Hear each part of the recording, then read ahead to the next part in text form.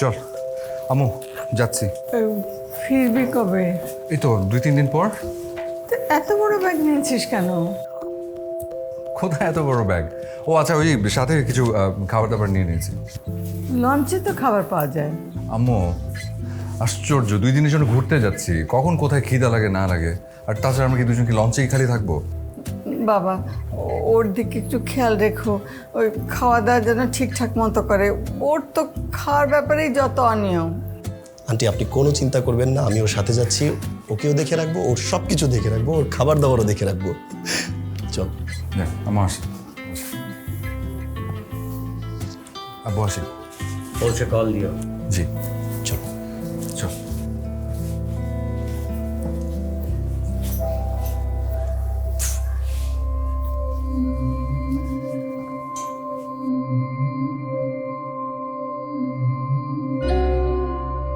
আনিস ভাই আসসালামু আলাইকুম। আনিস ভাই, আমি সম্রাট বলছিলাম। আনিস ভাই, আনিস ভাই একটা অ্যাক্সিডেন্ট হয়ে গেছে। আনিস ভাই, আনিস ভাই অর্ণব লঞ্চ থেকে পড়ে গেছে। আনিস ভাই আমার সাথে ছিল, আমি খেয়াল করি না। আনিস ভাই, আনিস ভাই আমি আমি আমি আমি সাথেই ছিলাম। এটা কি করে হলো আমি জানি না। আনিস ভাই সরি। আনিস ভাই আমি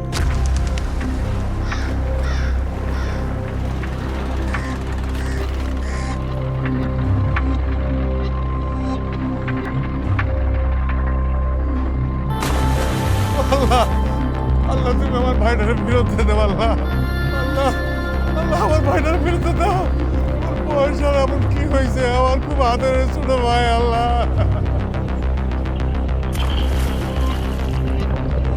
আল্লাহ আল্লাহ আমার ভাইটার বিরুদ্ধে দাও। আল্লাহ ভাই একটু দেখো তো, ভাই ভাই ভাই একটু বাইরে দিকে তো।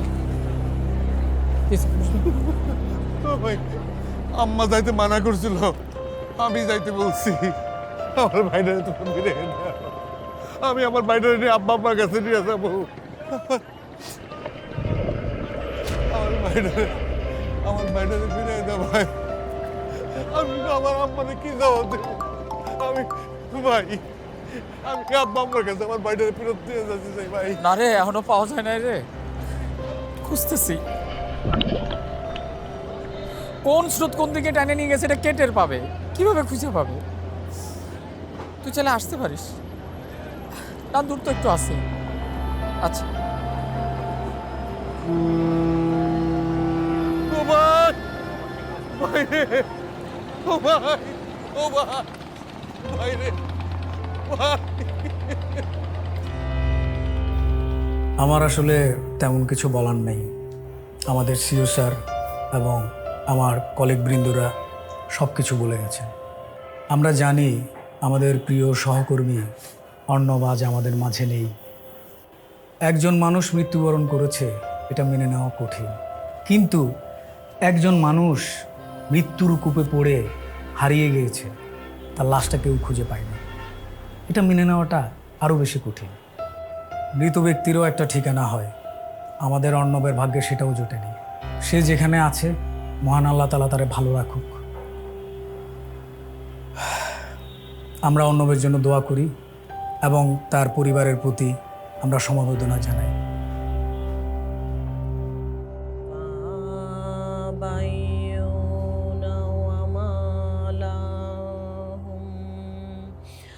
أم حسب الله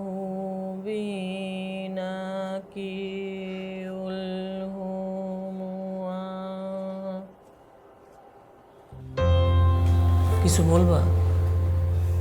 না, আপনি পড়া শেষ করেন, পরে বলছি। অসুবিধা নাই, বলো। আনিসটা কিছু খাওয়াইতে পারছো? খেতে চাচ্ছিল না, অনেক জোর করে খাইয়েছি। অফিস থেকে বারবার ফোন দিচ্ছিল, 3-4 দিন অফিসে যায় না তো, অনেক ইম্পর্টেন্ট কাজ জমে আছে ওর জন্য। আপা, আপনি কি আম্মার কাছে একটু যাবেন? আম্মাকে তো অর্ণবের রুম থেকে বেরই করা যাচ্ছে না, এরকম করলে তো অসুস্থ হয়ে পড়বেন। আপনি তো বড়, আপনার কথা হয়তো শুনবে, একটু যাবেন? আচ্ছা, আমি দেখতেছি।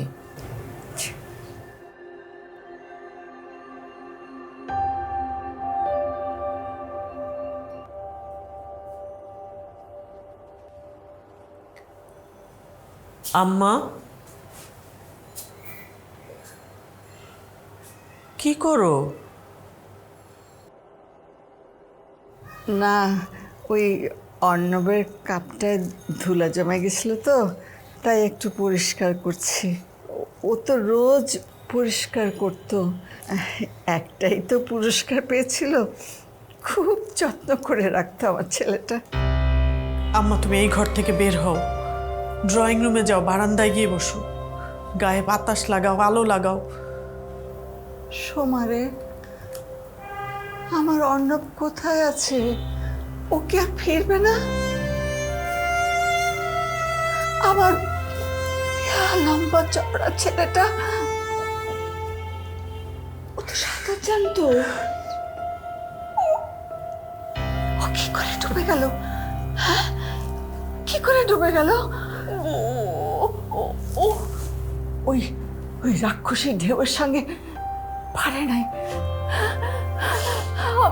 আমার ছেলেটা কত কষ্ট না জানি পেয়েছে, কত কষ্ট পেয়েছে রে আমার অর্ণব।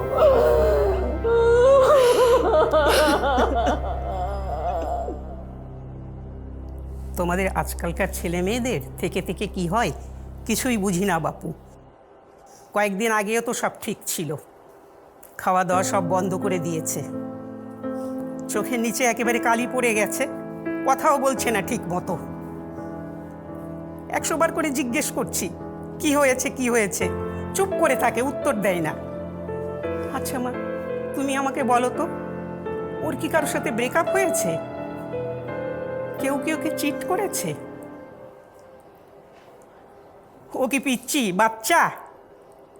ও ভার্সিটি শেষ করে চাকরি করা একটা মেয়ে। আচ্ছা দিচ্ছি, কথা বলো। এই নে কথা বল, নে।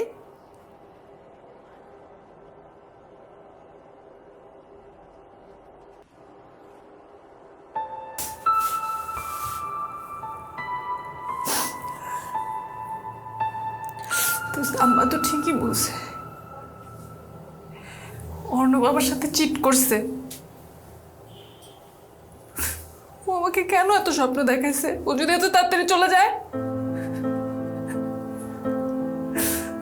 আমি অর্ণবকে ছাড়া কিভাবে থাকবো? আমি ওকে কোথা থেকে খুঁজে বের করবো? ওকে ছাড়া কিভাবে থাকবো?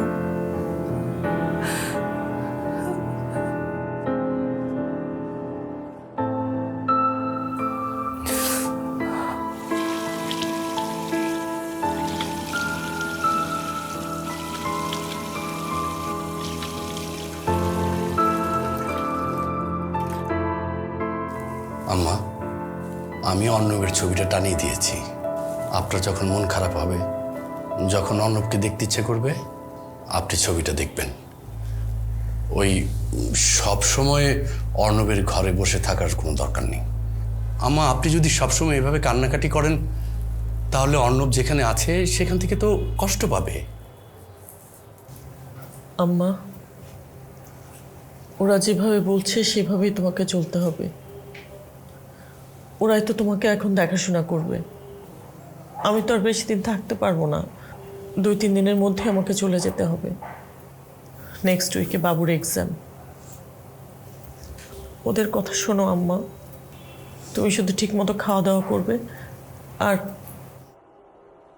অর্ণবের জন্য নামাজ পড়ে দোয়া করবে। আম্মা আম্মা একটু ভাত খেয়ে নিন, এভাবে খালি পেটে ওষুধ খেলে কখন আবার কি হয়ে যায়। তুমি একটা কাজ করো, একটা প্লেটে ভাত তরকারি নিয়ে আসো, আমি আম্মাকে খাইয়ে দিব। আচ্ছা।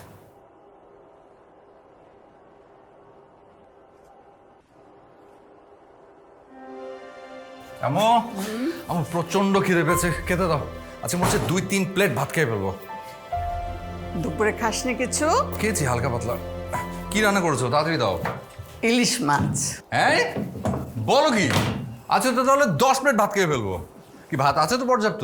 আছে আছে। ঠিক আছে, তাড়াতাড়ি দাও। আমার কিন্তু 2-3 পিস লাগবে। ঠিক আছে।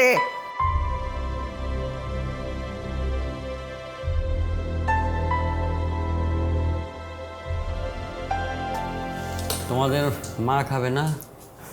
আম্মা ভাত খাবে না, বিস্কিট খেয়ে ওষুধ খেয়ে শুয়ে পড়েছে। তোমরা খেয়ে নাও।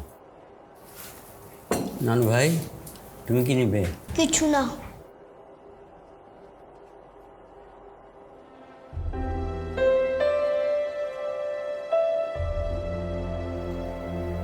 আপনাকে একটা ইলিশ মাছ দিই? না না না, মাছ দিও না, খেতে ইচ্ছা করতেছে না।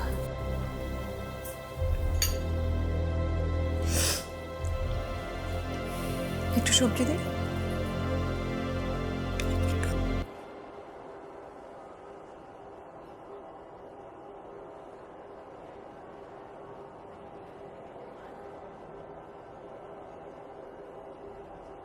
Remember me with smiles, not tears, for all the joy through all the years. Recall the closeness that was ours, a love as sweet as fragrant flowers. Don't dwell your thoughts that cause you pain. We will see each other once again. I'm at peace, try to believe. It was my time, I have to leave. কার লেখা? Jenny গ্রেভলাইন, কবিতাটা আমার বেশ পছন্দ। তোর এরকম sad sad মার্কা কবিতা পছন্দ? কারণ I am the happiest person of the world. Happiest person. গোটা ওয়ার্ল্ডের না হয়, এই এলাকার তো। এলাকার সবচেয়ে হ্যাপিয়েস্ট পারসন হচ্ছে রমজান চাচা। তার এলাকায় 3টা বাড়ি। আমার মনে হয় কি জানিস, এই পৃথিবীতে সবচেয়ে আরামের ব্যবসা হলো বাড়ি, আর সবচেয়ে আরামের পদবি হলো বাড়িওয়ালা। মানে একটা করে ফেললেই হলো। ধারণা ভুল। যার আসে যত তার যায় তত, কথাটা মাথায় রাখিস। তুই দেখ না আমাকে, আমার কিচ্ছু নাই, ভাঙা চোরা খালি একটা গাড়ি আর তুই। এই জন্য আমি সব থেকে সুখী। এবার আমাকেও সুখী কর। তোর এই ভাঙাচোরা গাড়ি বাদ দিয়ে এবার তোর ভাঙাচোরা বাড়িতে নিয়ে ওঠা। আমার কদিন ধরে শখ হয়েছে আমি বউ সাজবো। মানে মাত্র ভার্সিটিতে উঠলি, পড়ালেখা শেষ কর, চাকরি বাকরি কর, তারপর বউ সাজার কথা ভাবা যাবে। আমি চাকরি বাকরি করে কি করবো? আমার গাড়ির তেলের টাকা দিবি? তোর গাড়ির তেলের টাকা দিই। আমার শখ হয়েছে বউ সাজার, আমি বিয়ে করবো। শখের দাম দেখি লাখ টাকা। তো বিয়েটা না আরো অনেক আগে করলে পারতাম, বুঝছিস? যেমন ধর যখন আমরা কলেজে পড়তাম তখন কত ভালো হতো না? বিয়ে করে বাচ্চাটাও নিয়ে নিতাম, বাচ্চাও বড় হতো, আমরাও বড় হতাম, তিনজনে একসাথে পড়ালেখা করতাম, বাচ্চাটাকে স্কুলে নামিয়ে দিয়ে আমরা দুজন ভার্সিটি চলে যেতাম। কত জোশ হতো ব্যাপারটা।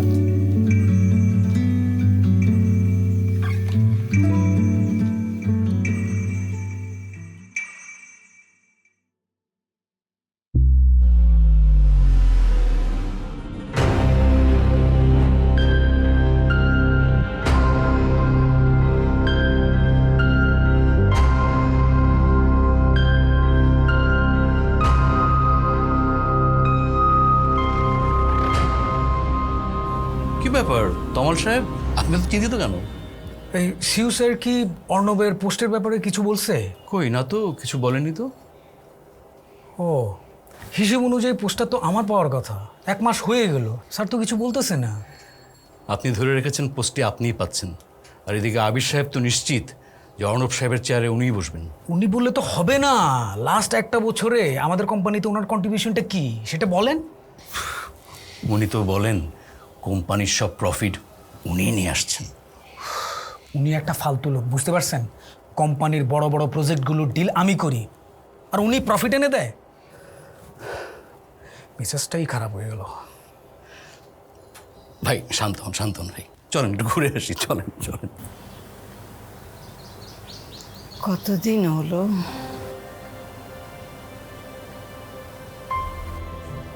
এক মাসেরও বেশি, 35-36 দিন হবে। 36 দিন? তোমার মনে আছে একবার ইউনিভার্সিটি কি কাজে গাজীপুর গিয়েছিল 4-5 দিনের জন্য? আমাদের ছেড়ে থাকতে ওর কি যে অবস্থা হয়ে গিয়েছিল। ফিরে এসে বলল, আম্মা আর যাব না, দরকার হলে নাম্বার কম পাবো তাও যাব না। সেই আমাদেরকে ছেড়ে এতদিন কিভাবে আছে ও?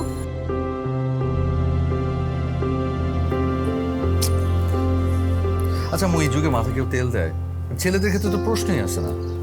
কি এক কাজ পেয়েছো, সপ্তাহে একদিন মাথায় তেল দিয়ে দাও। এই যুগের ছেলেমেয়েরা মাথায় তেল দেয় না বলেই তো চুলের এই অবস্থা। সবার চুল দেখি এই শলার ঝাড়ুর মতো শক্ত রুক্ষ। তোর বয়সী ছেলে মেয়েদের তো দেখি মাথায় চুলই নেই। শোন, নারকেল তেল হলো চুলের জন্য খুব উপকারী। আমি তোর বউকেও বলে যাব সপ্তাহে একবার যেন তোর মাথায় ঘষে ঘষে তেল দিয়ে দেয়। তোমার কথা শুনছি, বউয়ের কথা শুনবো তোমাকে কে বললো? আর বউ কই পেলা? ও মা, তোর সংসার হবে না, তুই বিয়ে করবি না। আমার কিছু হলে তখন তোকে কে দেখবে? তোমার কিছু হলে মানে? এই পৃথিবীতে সব মানুষ একটা নির্দিষ্ট সময় নিয়ে আসে। সে সময়টা ফুরিয়ে গেলে তাকে এই পৃথিবী থেকে চলে যেতে হয়। আমাকেও সেই নিয়মে চলে যেতে হবে। আম্মু তুমি না একদম আজের কথাবার্তা বলবা না। আর এইসব নিয়ম কানুন মানি না। তোমার কখনো সময় শেষ হবে না। আমাকে ফিরে তুমি কোথাও যাবা না।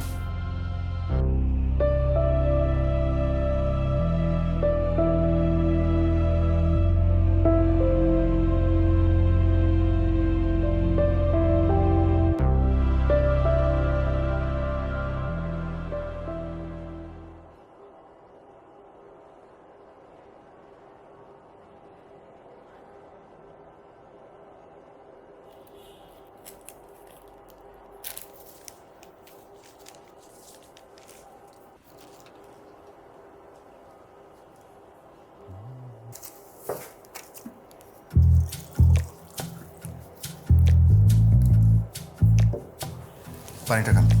আমি কি তোমাকে পানি আনতে বলেছি? না, মনে হলো যে আপনার পানি খাওয়ার প্রয়োজন। ইদানিং না আমি একটা জিনিস খেয়াল করেছি আব্বু, আপনি পানি খুব কম খান।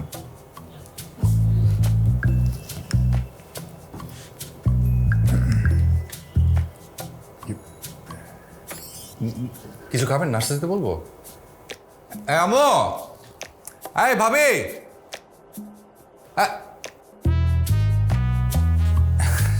না ঠিক আছে।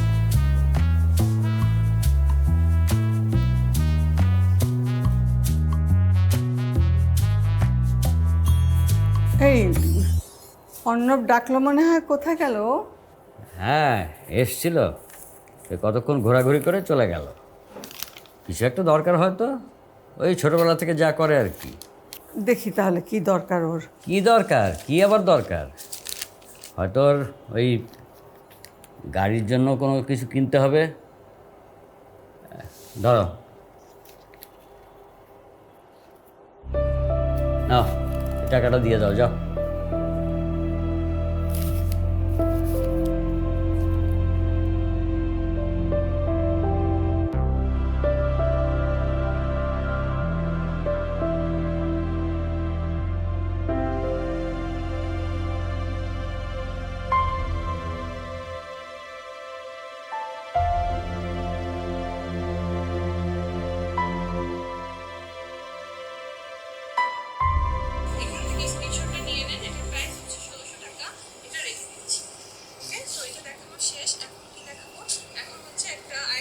কিছু খাবি মা? অফিস থেকে এসে তো কিছুই খেলি না।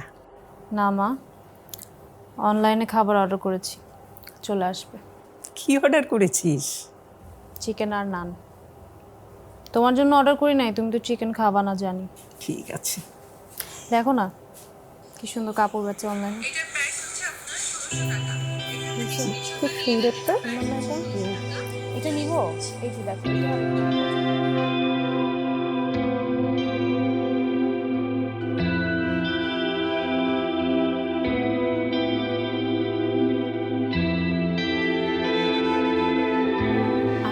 টেনশন করবেন, আপনি পাঠিয়ে দিন তো, আমরা আছি না। জি জি, রাখছি। এই শোনো না, জামিল চাচা আছে না, ওই যে আব্বু আমার খুব প্রিয়,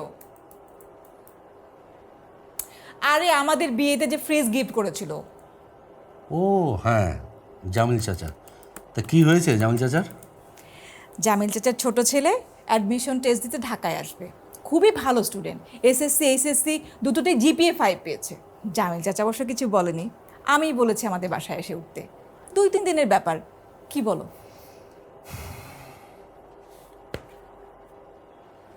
আমি আর কি বলবো, সব কথা তো তুমিই বলে দিয়েছো। আমি ভাবছি ছেলেটা থাকবে কোথায়। কেন, অর্ণবের রুমে? অর্ণবের রুমে এই সময় থাকাটা কি ঠিক হবে? আর তাছাড়া আম্মাই বা ব্যাপারটা কিভাবে নেবেন? আম্মা তো মাঝে মাঝেই ওই অর্ণবের ঘরে যেয়ে বসেন। তুমি আম্মার মতো কথা বলছো কেন? আম্মা কি চাইলেই অর্ণবের রুমটাকে জাদুঘর বানিয়ে রাখতে পারবে? কদিন পর তোমার বাচ্চা হবে, বাচ্চা বড় হলে একটা রুম লাগবে। অর্ণবের রুমটা এমনি এমনি ফেলে রাখা যাবে? ঠিক আছে, আমি জামিল চাচাকে নিষেধ করে দিচ্ছি। আমার তো কোনো দরকার নেই মানুষের উপকার করার, আমার কি ঠাকা পড়েছে। আহা, বসো তো, রাখছো কেন? আসতে বলো, আমি আম্মাকে বুঝিয়ে বলবো। এতক্ষণ পর্যন্ত যা যা শুনলেন তা আপনার মৃত্যুর 40-42 দিনের ঘটনা। আর গতকাল পর্যন্ত যা যা ঘটছে তা আমি এখন বলছি।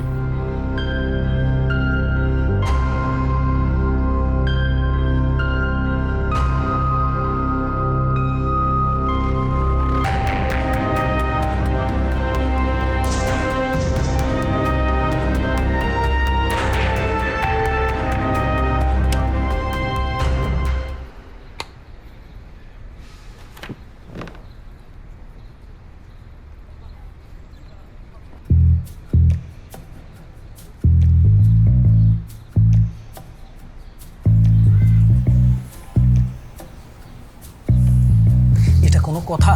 শর্ট কিভাবে? আমারও একই প্রশ্ন, স্যার এত বড় ভুল করলো কিভাবে? আপনি ছিলেন, আমিও তো ছিলাম, তাইলে? আমার কথা বাদই দিলাম, আপনি এই যে কোম্পানির জন্য এত কিছু করছেন, আপনার ওই পোস্টটা পাওয়ার কথা। আপনি আমার কথা বাদ দেন, আপনি তো কম করেন নাই। গত 1 বছর আমাদের কোম্পানিতে আপনার কন্ট্রিবিউশন কি কম? কি আর করার, যা আসতেছি। এই তমাল সাহেব, কি ব্যাপার? আবির সাহেব, আপনারা ভিতরে আসুন না প্লিজ। কংগ্রেচুলেশন। মানে আপনাকে কংগ্রেচুলেশন জানানোর জন্য আসছিলাম আমরা। Thank you so much, thank you. আমরা টোটাল একটা প্ল্যান করছি যে কিভাবে আসলে কংগ্রেচুলেশন জানানো যায়। আচ্ছা, ভিতরে thank you, thank you. Hello Riya, কি অবস্থা? জি রায়হান ভাই, আছি কোনো রকম। কেন কোনো রকম কেন?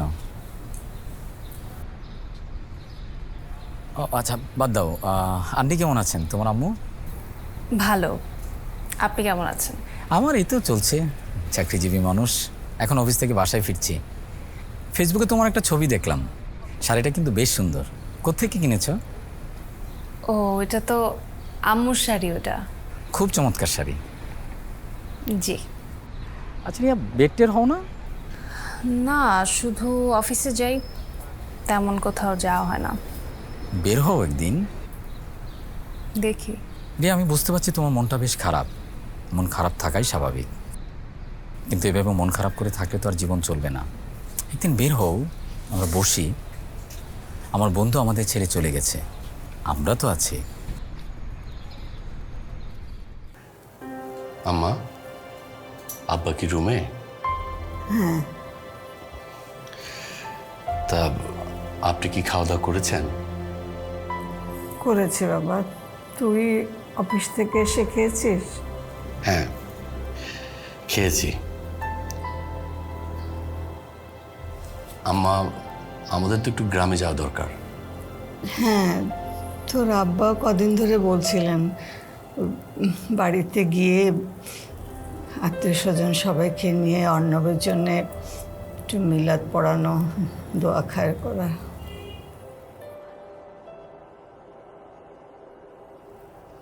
হ্যাঁ মা, মিলাদ তো দেওয়া দরকার। তাছাড়া ওই জায়গা জমির বিষয়টাও ফয়সলা করা দরকার।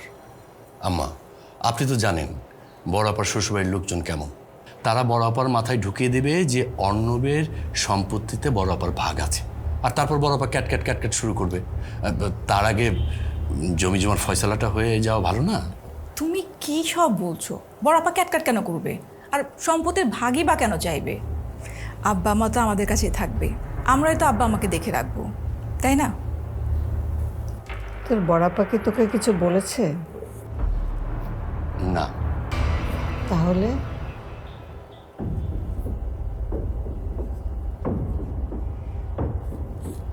ঠিক আছে, আমি তোর আব্বাকে বলবো।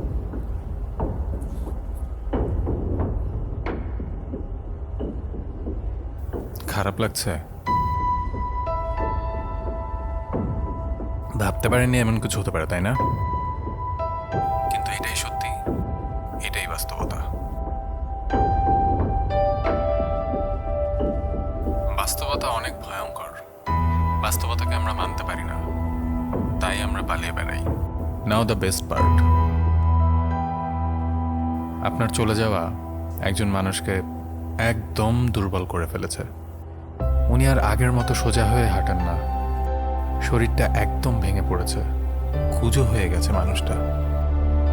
হ্যাঁ, উনি আপনার বাবা।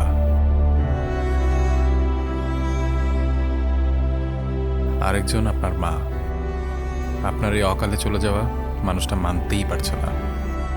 এই যে 70-72 দিনের একটা সময়, এই সময়ের মধ্যে এমন একটা দিন নেই যে উনি কান্না করেননি। ওনাকে সারা বাড়ি খুঁজে পাওয়া না গেলে ধরে নিতে হবে উনি হয়তো আপনার রুমে কাপড়গুলো গোছাচ্ছে, নাহলে হয়তো আপনার পুরস্কারের পাওয়া কাপটা মুছে রাখছে। সময়ের সাথে সাথে সব কিছু স্বাভাবিক হয়ে গেলেও ওনারা দুজন এখনো স্বাভাবিক হতে পারেননি। আসলে মা বাবার ভালোবাসার সাথে না কোনো কিছু তুলনাই করা যায় না। আমি নিশ্চিত ওনারা এখন প্রহর গুনছেন কখন সময় হবে ছেলের কাছে যাওয়ার।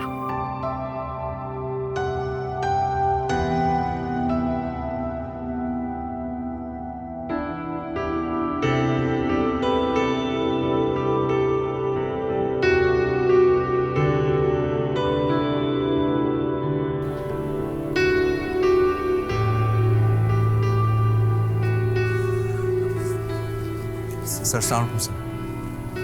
স্যার ভালো আছেন? ওয়ালাইকুম আসসালাম। তুমি অর্ণব না? জি স্যার। কেমন আছো? কি করছো এখন?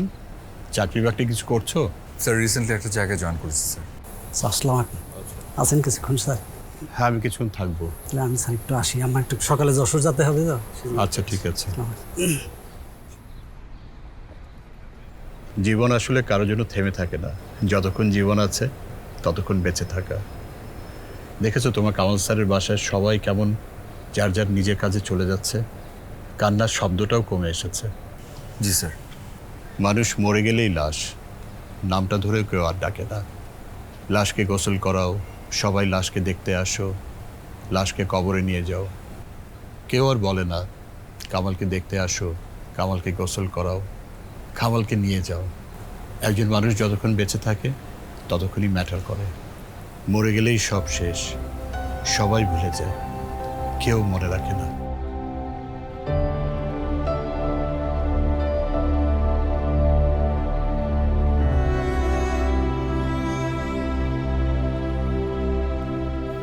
সেদিনই অর্ণবের মাথায় প্রশ্ন আসে, সে মারা যাওয়ার পর কে তাকে মনে রাখবে, কতটা মনে রাখবে, কিভাবে মনে রাখবে, নাকি রাখবে না। এবং সে ভাবতে থাকে কিভাবে তার এই প্রশ্নোত্তর খুঁজে বের করা যায়। শোন, আচ্ছা মনে কর একদিন হুট করে আমি হারিয়ে গেলাম, তখন তুই কি করবি? হুট করে হারিয়ে যাবে? এত সহজ? ভালো যেহেতু বাসি, আকাশ পাতাল এক করে হলেও আমি তোকে খুঁজে বের করব। আমি জানি। তুই জানিস? জানি। এরপর অর্ণব তার এই প্রশ্নোত্তর জানার একটা উপায় খুঁজে পায় এবং একদিন সে আসে আমাদের কাছে।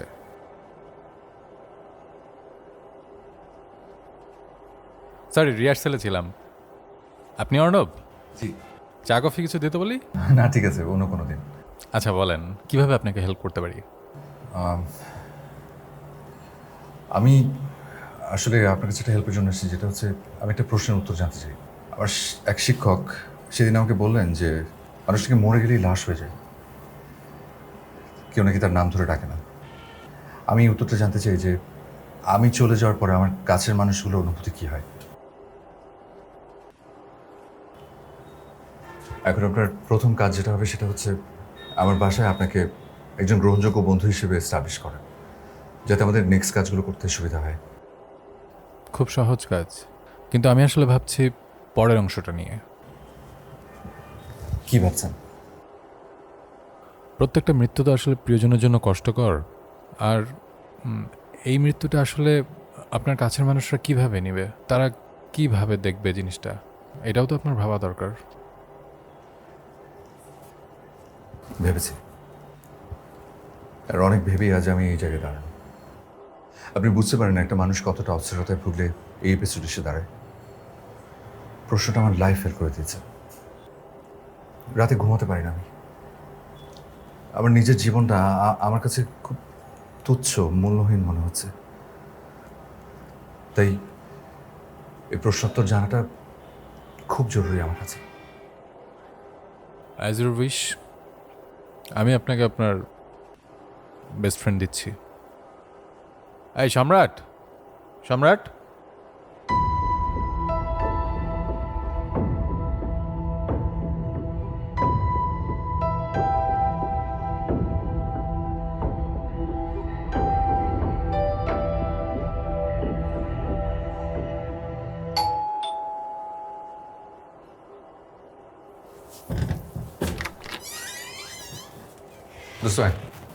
আমার একটু দাঁড়াও, ওই পরিচয় করে দিই। আমার আমার বন্ধু, এটা খুবই ক্লোজ একটা ফ্রেন্ড। ও 3-4 দিন থাকবে আর কি আমাদের সাথে। ও আসসালামু আলাইকুম। সালাম লাগবে না, বেঁচে থাকো বাবা। কি নাম তোমার বাবা? আন্টি আমার নাম সম্রাট। ও আমো, আব্বুকে একটু বলে দিই, আব্বুকে জানায়নি তো। ঠিক আছে, আমি বলে দিচ্ছি, লজ্জা লাগে না।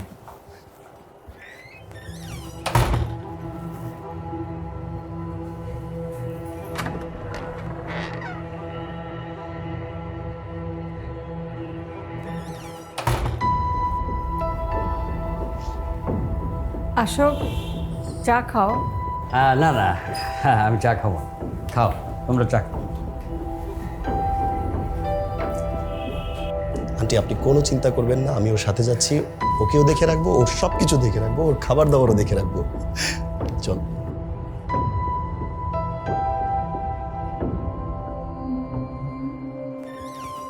আনিস ভাই, আসসালামু আলাইকুম। আনিস ভাই, আমি সম্রাট বলছিলাম। আনিস ভাই, আনিস ভাই একটা অ্যাক্সিডেন্ট হয়ে গেছে। আনিস ভাই, আনিস ভাই অর্ণব লঞ্চ থেকে পড়ে গেছে। আনিস ভাই আমার সাথে ছিল, আমি খেয়াল করিনি। আনিস ভাই, আনিস ভাই আমি আমি আমি আমি সাথেই ছিলাম। এটা কি করে হলো আমি জানি না। আনিস ভাই সরি। আনিস ভাই আমি বুঝতেছি না কি করবো। আনিস ভাই আমি সরি। আনিস ভাই আপনারা কোথায়? আনিস ভাই প্লিজ একটু আসেন। আনিস ভাই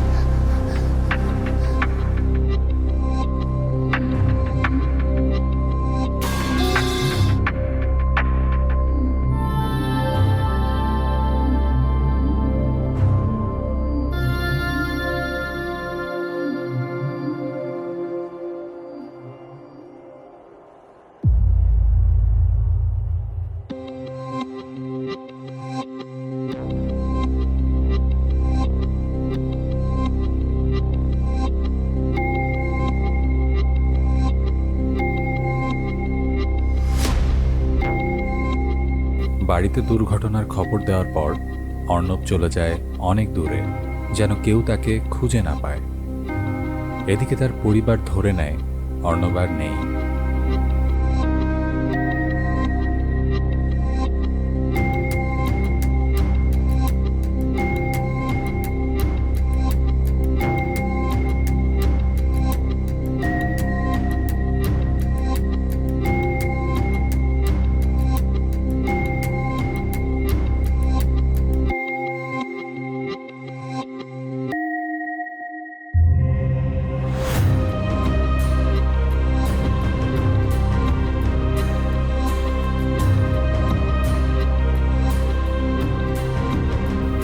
সম্রাটের সাহায্যে আমি অর্ণবকে জানাতে থাকি তার পরিবার, বন্ধুমহল ও কর্মস্থলের সকল পরিস্থিতি।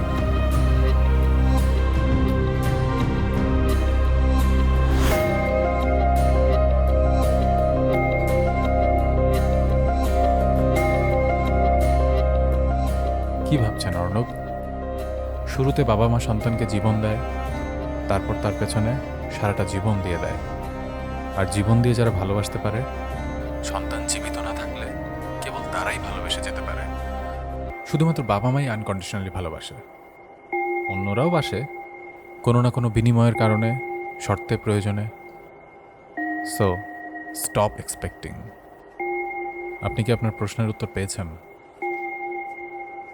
আপনি অনেক বোকা অর্ণব। সোজা একটা প্রশ্নের উত্তর জানার জন্য আপনাকে এত কিছু করতে হলো।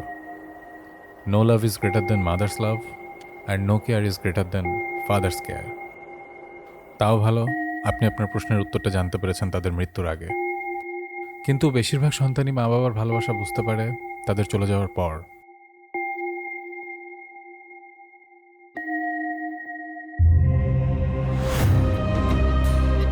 কিছু প্রশ্নের উত্তর জানতে নেই, কিছু প্রশ্ন অজানা থাকে বলেই মানুষ একে অন্যকে ভালোবেসে জীবন চালিয়ে নিতে পারে আমৃত্যু।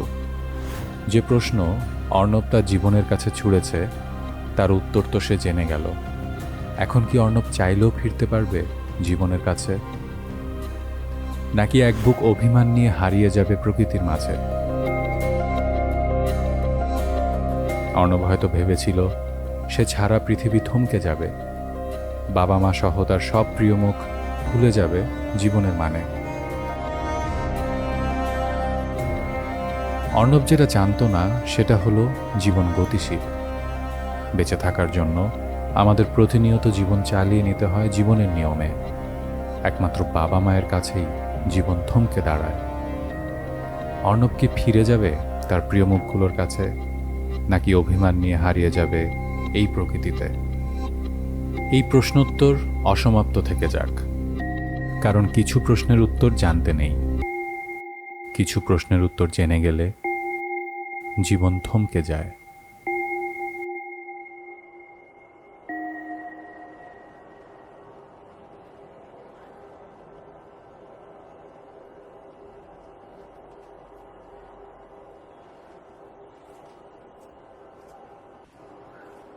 তুমি কি জেগে আছো? ঘুমাচ্ছ না কেন? ভালো লাগছে না, চোখ বন্ধ করলে অস্থির লাগছে। ঘুমাও। তুমি ঘুমাচ্ছ না কেন? তোমারও কি ভালো লাগছে না? না। অর্ণবের কথা মনে পড়ছে?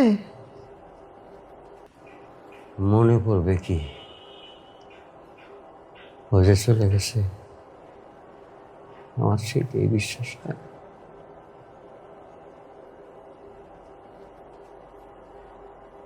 জানো, আমারও মাঝে মাঝে মনে হয় ও বেঁচে আছে।